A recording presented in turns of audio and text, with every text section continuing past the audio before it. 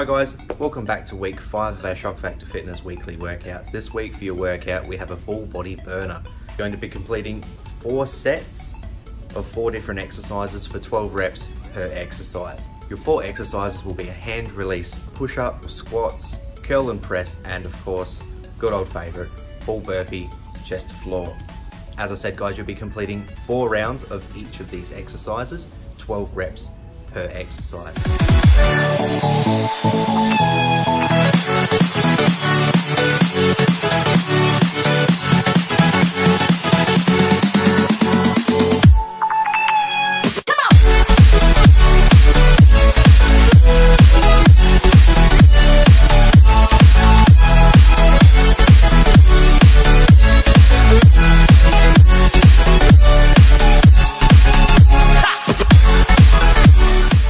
And there you have it guys, that's week 5 of our Shock Factor Fitness weekly workouts. Now if you're not sure how to do a push-up or how to do a squat, I've recently done a couple of videos on how to do those exercises with that correct technique. You're going to find them in the cards just above.